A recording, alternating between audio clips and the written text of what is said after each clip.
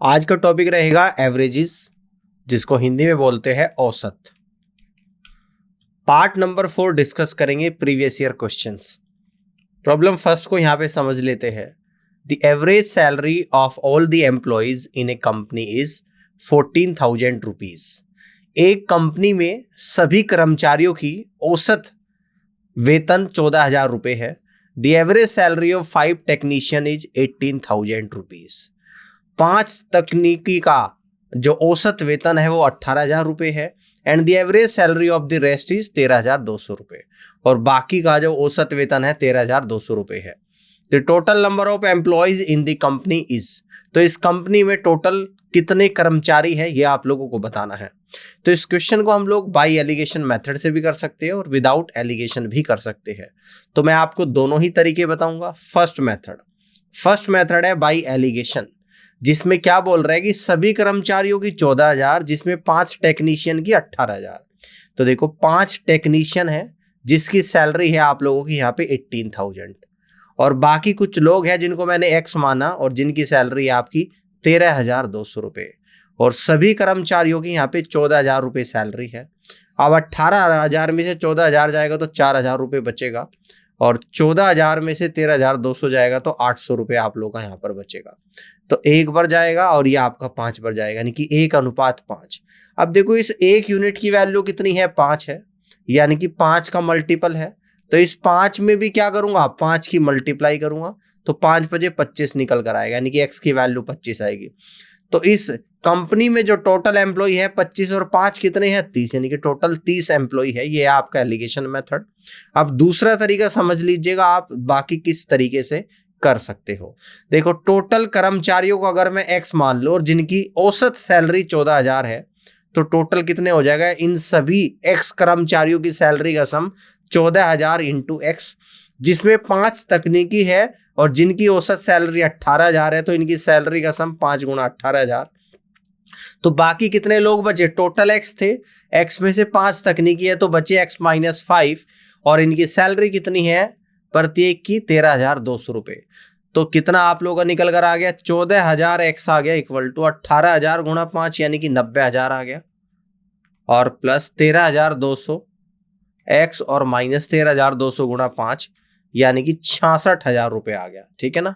अब देखो इसको इस तरफ ले जाऊंगा, 14,000 में से 13,200 जाएगा तो 800 रुपये आ जाएगा, 800 x आएगा। 90,000 में से 66,000 जाएगा तो आपका 24,000 यहाँ पे आएगा। 800 से कितनी बार जाएगा, 40 बार चला जाएगा। 8 3 24, 30 बार आप लोग यहाँ पर चले जाएगा, यानी x बराबर कितना आ गया, 30 आ गया। तो टोटल कर्मचारी को मैंने x माना था जिसकी वैल्यू आप लोगों की 30 आई। तो सेकंड मेथड ये है, आप इस तरीके से भी कर सकते हो, आंसर पे कोई प्रभाव नहीं पड़ने वाला। आगे बढ़ते हैं, क्वेश्चन नंबर 2 को यहाँ पे देखते हैं। The batting average of 27 innings of A cricket player is 47 run. एक क्रिकेट प्लेयर की 27 पारियों का जो औसत है वो 47 रन है। His highest score in an inning exceeds his lowest score by 157 run. इसकी एक पारी का अधिकतम स्कोर न्यूनतम स्कोर से 157 रन ज्यादा है। If the 2 innings are excluding the average score of the remaining 25 innings is 42. अगर इन 2 इनिंग को बाहर कर दिया जाए तो बाकी की 25 पारियों का औसत 42 रन आता है। Find the highest score in an innings. तो एक पारी का आपको अधिकतम स्कोर बताना है कि क्या होगा। ठीक है ना, समझ में आ रही है बात। अब देखो यहां पर क्या दे रखा, 27 पारियां है जिनका औसत स्कोर कितना दे रखा आप लोगों को, 47 रन। तो टोटल 27 गुणा 47 आप लोगों का निकल कर आ गया। अगर इसमें से मैं 25 पारियां है जिनका औसत 42 रन दे रखा है, 25 गुणा 42 को मैं यहाँ पे माइनस करूंगा तो आपको 2 पारियों का औसत, 2 पारियों के रन का सम निकल कर आएगा। कौन कौन सी का, जो हाईएस्ट है और लोवेस्ट है। यानी यही तो बोल रहा है कि हाईएस्ट और लोवेस्ट पारी को अगर निकाल दिया जाए तो 25 पारियों का औसत 42 है, और जो इनको लेके चले तो 27 पारियों का 47 है। तो 27 गुणा 47 यानी कि टोटल 27 पारियों का रन आएगा, माइनस 25 गुणा 42 यानी कि 25 पारियों का रन। तो 27 में जितने रन बनाए उसमें से 25 के रन घटाऊंगा तो 2 पारियों के रन का सम निकलेगा जो हाईएस्ट और लोवेस्ट है। H4 highest, L4 lowest. तो ये आपका निकल कर आएगा H plus L equal to, इन दोनों की गुणा 7 7 49 तो 4 आएगा, 7 चौक 28 और 4 32, 32 और 7 दूनी 14, 32 और 14 कितना होता है आपका 46 का 6 तो 4 बचा, 4 दूनी 8 और 4 12, 1269 आई गुणा 27 और 47 की 1269, 25 और 42 की अगर आप लोग गुणा करोगे तो 1050 आएगा। तो यहां से हाईएस्ट और लोवेस्ट का जो सम निकल कर आपका आएगा वो 219 रन निकल कर आएगा। ये आप लोगों की इक्वेशन 1 है। अब एक इक्वेशन यहां से बनेगी जहां पे कह रहा है कि हाईएस्ट पारी और लोवेस्ट पारी के बीच का जो अंतर है वो 157 रन है, यानी H minus L equal to 157 run. ये आप लोगों की सेकंड इनिंग है। आप देखो यहां से निकालनी है हाईएस्ट स्कोर। अगर मैं फर्स्ट इक्वेशन में सेकंड इक्वेशन को ऐड करूंगा तो लोवेस्ट से लोवेस्ट जाएगा तो आपको बचेगा 2H, 2 into highest equal to 219 plus 157, तो यानी कि 2 और 1 3 और ये आप लोगों को निकल कर आएगा 376, तो 2 से जाएगा 2 ही कम 2, 2 8 16, 2 8 16, यानी कि हाईएस्ट इनिंग का जो रन निकल कर आए 188 रन निकल कर आए, 188 रन आप लोगों के यहाँ पे निकल कर आए। और इस तरीके से B is the right answer of this question, ठीक है ना। यानी कि हाईएस्ट स्कोर जो है उस बैट्समैन का 188 रन है, यही इस क्वेश्चन का करेक्ट आंसर होगा। आगे बढ़ते हैं, प्रॉब्लम थर्ड को यहां पे समझते हैं। The average weight of P and his 3 friends is 55, यानी कि P और उसके 3 दोस्तों का जो औसत वजन है वो 55 किलोग्राम है। If P is 4 kilogram more than the average weight of his 3 friends, अगर P का औसत वजन बाकी 3 दोस्तों के औसत वजन से 4 किलोग्राम ज्यादा है ना। क्या बोल रहा है, यानी कि P का जो वजन है बाकी 3 दोस्तों के औसत वजन से 4 किलोग्राम ज्यादा है, तो आपको बताना है कि P का वेट कितना होगा। आपको बताना है कि P का वेट कितना होगा, ठीक है ना। इस बात को ध्यान से आपको समझना है। अगर बाकी 3 दोस्तों के वजन को मैं प्रत्येक के वजन को x मान लूं तो तीनों का सम कितना निकल कर आएगा, 3x निकल कर आएगा प्लस, और P का वजन क्या है, बाकी 3 दोस्तों के औसत वजन से 4 किलोग्राम ज्यादा, तो P का जो वजन यहां पर निकल कर आएगा, मैं इस तरीके से थोड़ा लिख कर आप लोगों को बता देता हूं कि let the average weight of each person कितना है, यहां पर x kg मान लेता हूं, और P का वेट कितना हो जाएगा, x प्लस 4 kg हो जाएगा। अब 3 लोग हैं तो इनके वेट का सम कितना आएगा, 3x, और P का कितना है, x प्लस 4 है, और कह रहे हैं कि इन चारों का औसत कितना है, 55, तो सम होगा 55 गुणा 4, 3x प्लस x यानी कि 4x, 55 गुणा 4 तो 210 में से 4 जाएगा, 220 में से 4 जाएगा 216, तो 4 पंजे 20 और 4 चौक 16, तो x बराबर आपका 54 आ गया। P का वजन पूछ रहा है जो कि x प्लस 4 है, तो यहां पर 54 में अगर 4 को ऐड कर दूंगा तो ये आप लोगों का निकल कर आएगा 50 किलोग्राम। कितना निकल कर आएगा, 58 किलोग्राम निकल कर आएगा, यानी कि P का वेट होगा 58 किलोग्राम, क्योंकि P का x से जो 3 लोग हैं उनका एक का वजन x था और उससे 4 ज्यादा है, तो 54 प्लस 4 यानी कि 58 किलोग्राम। प्रॉब्लम 4 को समझते हैं। The average age of 5 children of a family is 15 years. Average age of children together with their father and mother is 25 years. If the father is older than the mother by 4 years, then find the age of mother. कह रहा है कि 5 बच्चों की एक परिवार में औसत उम्र 15 साल है, ठीक है ना। बच्चों के साथ अगर उनके माता पिता की उम्र का औसत देखा जाए तो 25 साल है, पिताजी माँ से 4 साल बड़ा है, तो माता जी की उम्र आप लोगों को बतानी है ना। तो यहाँ पे माता जी की उम्र को मैं मान लेता हूं, ठीक है ना। Let the age of mother, यानी कि माता की उम्र को मैं यहाँ पर x मान लेता हूं, ठीक है ना। और फादर की उम्र यहाँ पर कितनी निकल कर आएगी, इससे 4 ज्यादा x प्लस 4 आ जाएगी, ठीक है ना। यहां तक की बात समझ में आ गई।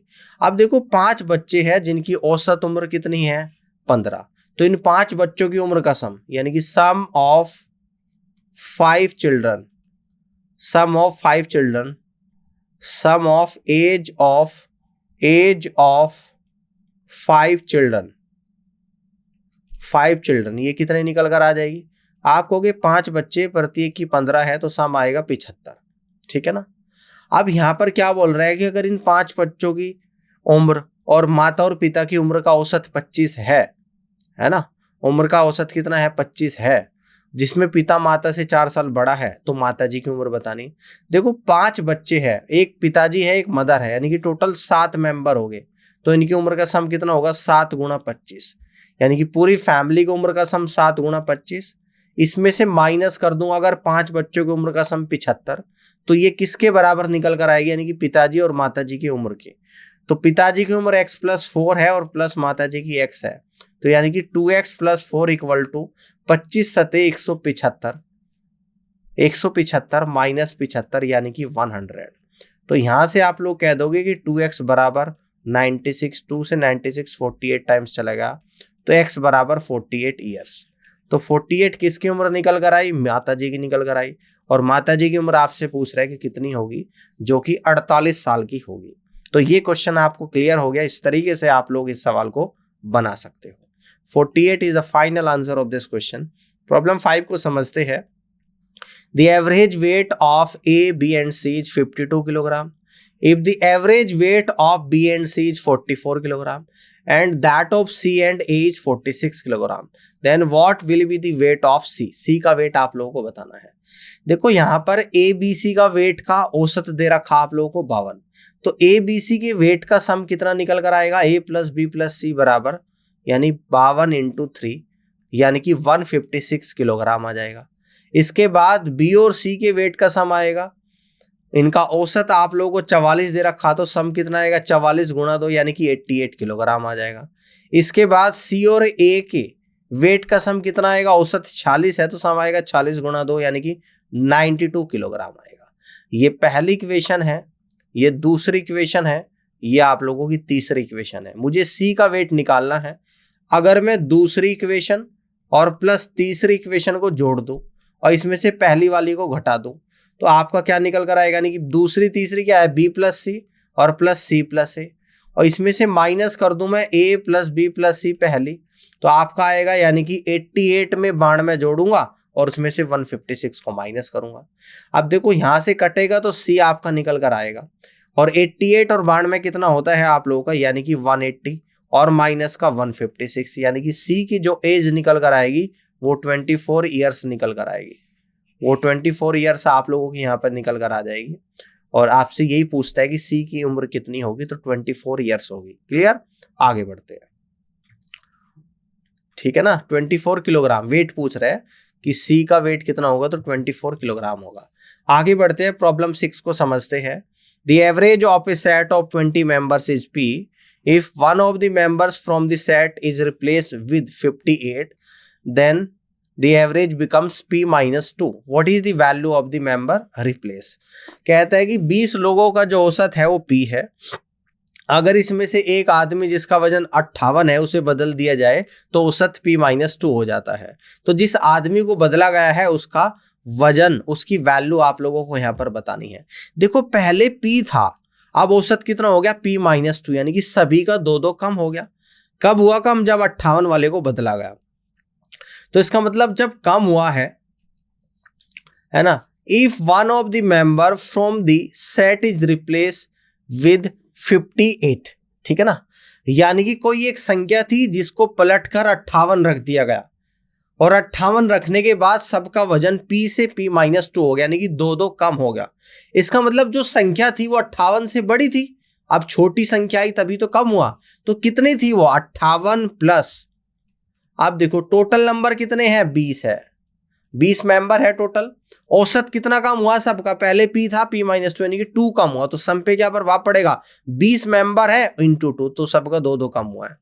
तो यानी कि जो रिप्लेस हुआ है 58 प्लस 40 इक्वल टू 98, तो यानी कि 98 को रिप्लेस किया गया है, जिसकी बजाय आपका 58 आया है, जिसके कारण सभी का औसत 2-2 कम हुआ है।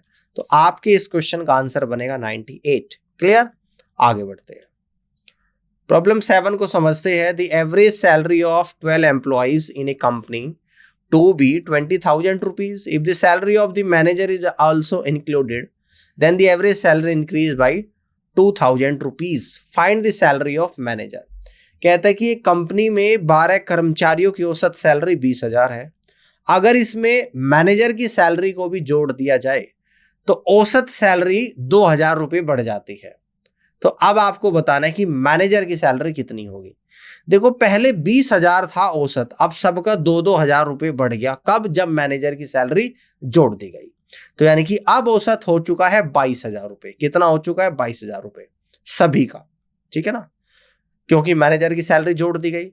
अब देखो मैनेजर की कितनी हो जाएगी? 22,000 प्लस जो 12 एम्प्लॉय थे, इनकी 20 थी पहले, इनका भी 2-2 हजार रुपए बढ़ेगा, है ना। तो कितना बढ़ेगा टोटल? 12 गुणा 2,000 रुपए। तो आपका जो टोटल सैलरी मैनेजर की निकल कर आएगी 22,000 रुपए आ जाएगी, प्लस और 12 दूनी 24 कितनी आ जाएगी आप लोगों की? यानी कि 12 दूनी 24, ठीक है ना। और 22 और 24 कितना होता है? 46,000 रुपीज। तो इसका मतलब अकेले मैनेजर की जो सैलरी होगी वो 46,000 रुपीज रही होगी। ये बात समझ में आई? दोबारा रिपीट कर रहा हूं।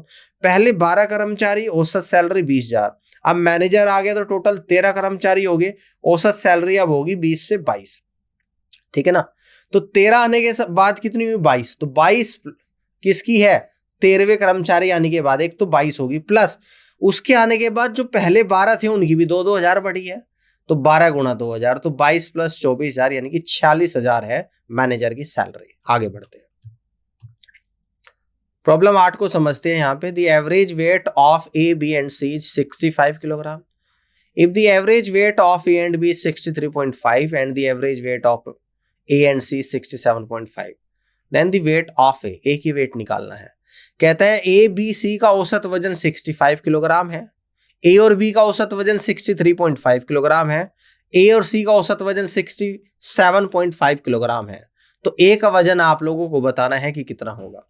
अब देखो ए बी और सी के वेट का सम कितना आ जाएगा? ए प्लस बी प्लस सी बराबर 65 इंटू 3 यानी कि 195 किलोग्राम आप लोगों का निकल कर आएगा। यह आपकी पहली इक्वेशन है। ए और बी के वेट का सम कितना निकल कर आएगा? औसत है 63.5, तो सम आएगा 63.5 इंटू 2 यानी कि 127 किलोग्राम। यह आपकी इक्वेशन नंबर सेकंड है। इसके बाद ए और सी के वेट का सम कितना आएगा?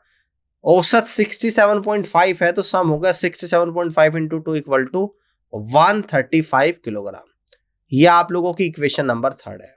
मुझे ए का वेट निकालना है, तो मैं क्या करूंगा? यहां पर सेकंड इक्वेशन में थर्ड इक्वेशन को ऐड करूंगा और इसमें से फर्स्ट को माइनस करूंगा, यानी कि ए प्लस बी और plus A plus C equal to 127 plus 135 और माइनस का 195, ठीक है ना। हाँ, दूसरी और तीसरी को यहां पे जोड़ा है, इसको ऐसे लिखेंगे, और इसमें से पहली को माइनस भी तो करा है, ए प्लस बी प्लस सी को माइनस करा है। तो आपका निकल कर आएगा 127 प्लस 135 और इसमें से माइनस करेंगे आप 195 को, ठीक है ना। देखो यहां पर सी का जो वेट निकल कर आएगा 127 में 135 को ऐड करेंगे तो आपका निकल कर आएगा, यानी कि ये आप लोगों का निकल कर आएगा 262 माइनस 195, यानी कि सी का जो वेट यहां पे निकल कर आएगा वो आएगा आपका 67 किलोग्राम। और यही इस क्वेश्चन का राइट आंसर होगा, यानी कि C is the correct answer of this question. Clear? आगे बढ़ते हैं, प्रॉब्लम 9 को यहां पे समझते हैं। The average of 12 number is 39। 12 संख्याओं को औसत 39 है। The average of the last 5 number is 35, जिसमें आखिरी की 5 संख्याओं का औसत 35 है। And that of the first 4 number is 40, और पहले 4 संख्याओं का औसत 40 है। The fifth number is 6 less than the sixth number and 5 more than the seventh number. 5वां नंबर छठे से 6 कम है और 7वें से 5 ज्यादा है।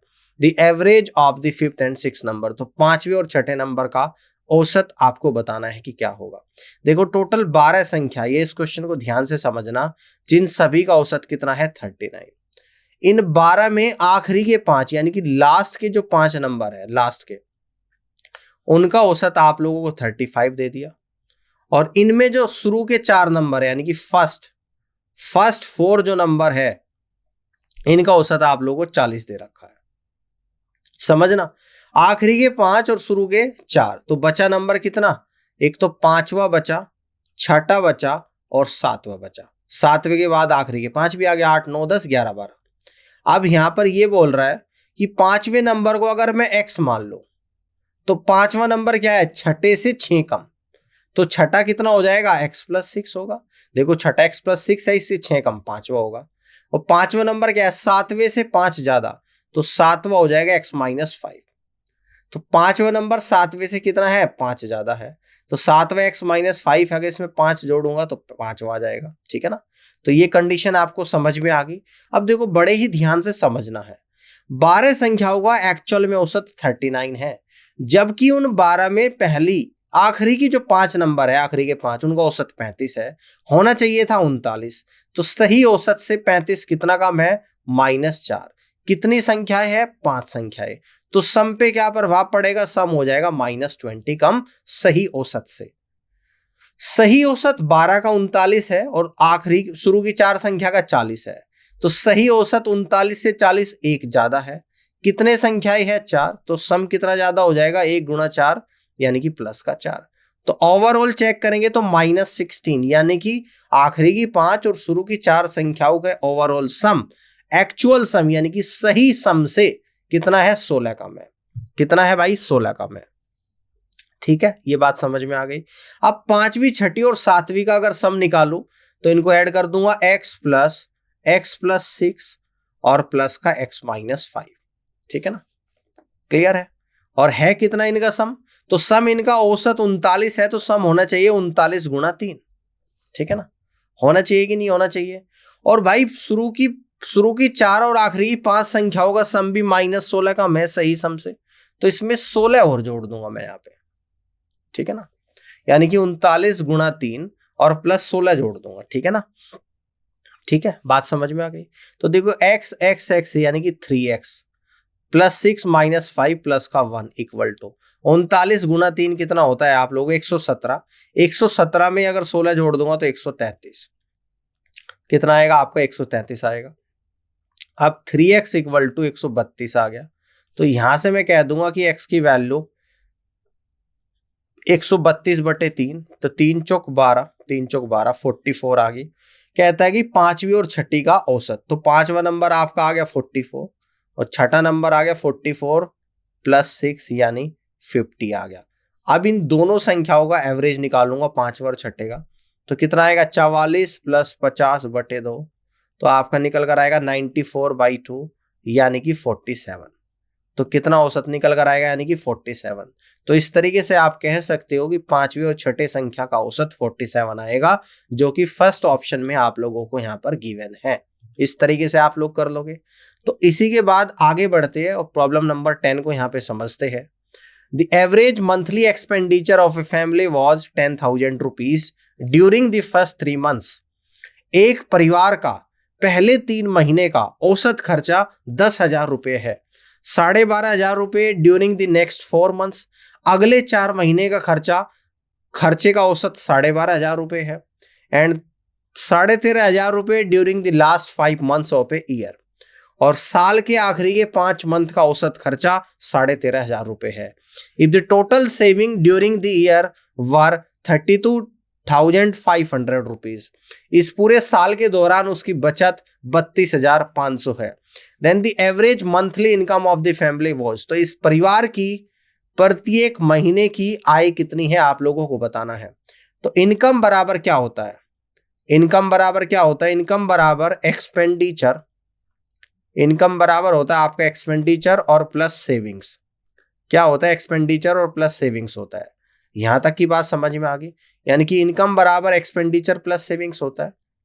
ठीक है, तो मुझे पहले पूरे साल की इनकम निकालनी, तो कैसे निकाल लूंगा, पूरे साल का एक्सपेंडिचर और सेविंग्स निकाल लूंगा।